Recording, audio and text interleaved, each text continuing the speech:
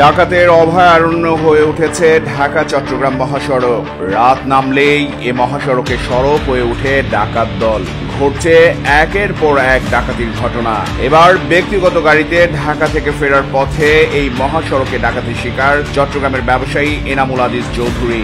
ডাকাতদের দেশীয় অস্ত্রশস্ত্রের আঘাতে প্রাণে বাঁচলেও হাসপাতালে পঙ্গুত্বের সাথে লড়ছেন বিজিএমইএ এর সাবেক এই পরিচালক।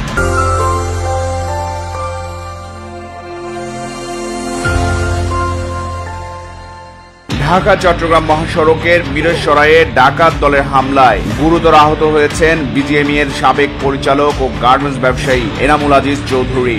সোমবার রাত আনুমানিক 1টায় এই মহাসড়কের মিরসরাইয়ের বড় তাকিয়া বাজার এলাকায় ডাকাত দলের আক্রমণের শিকার হন চট্টগ্রামের এই ব্যবসায়ী। 16 সেপ্টেম্বর রাত 9টায় ব্যবসায়িক কাজ শেষে ব্যক্তিগত মাইক্রোবাসে ঢাকা থেকে চট্টগ্রামের উদ্দেশ্যে রওনা দেন গার্মেন্টস ব্যবসায়ী এনামুল আজিজ চৌধুরী। রাত 1টায় ঢাকা চট্টগ্রাম মহাসড়কের মিরসরাইয়ের বড় তাকিয়া বাজারে পৌঁছলে তার গাড়ির গতিরোধ করে মুখোশ পরা 8 থেকে 10 জনের ডাকাত দল।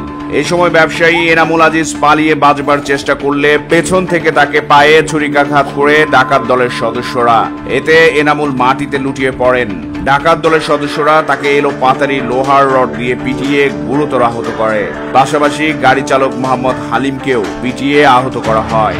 ব্যবসায়ী এনামুল ও তার গাড়ি চালক হালিমকে এলো পাতারি মারধর করে একটি আইফোন ব্র্যান্ডের মোবাইল, একটি স্যামসাং ব্র্যান্ডের মোবাইল, সাথে থাকা নগদ টাকা ও বিভিন্ন ব্যাংকের ক্রেডিট ডেবিট কার্ড ছিনিয়ে নিয়ে পালিয়ে যায় ডাকাত দলের সদস্যরা।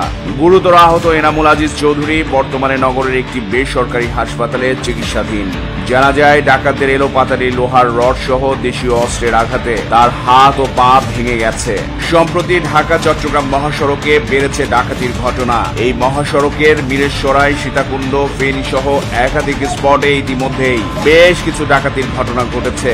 এমনকি ফেনী, নোয়াখালী, লক্ষ্মীপুরে বন্যা কবলিত মানুষের জন্য ত্রাণ সামগ্রী নিয়ে যাওয়া পরিবহনও রেহাই পায়নি ডাকাতের কবল থেকে। রাত নামলেই ভয়ঙ্কর হয়ে ওঠে এই মহাসড়ক। বিশেষ করে ব্যবসায়ীদের জন্য এখন এই মহাসড়ক অনেকটাই চলাচলে অনুপযোগী ও অনিরাপদ হয়ে উঠেছে বলে মনে করছেন ব্যবসায়ীরা। ব্যবসায়ী সহ এই মহাসড়কে চলাচলরত সকলের নিরাপত্তা নিশ্চিতে রাতে আইন শৃঙ্খলা বাহিনীর নিরাপত্তা টহল ব্যবস্থা জোরদার করবার দাবি সচেতন মহলের। চট্টগ্রাম প্রতিদিন নিউজ ডেস্ক।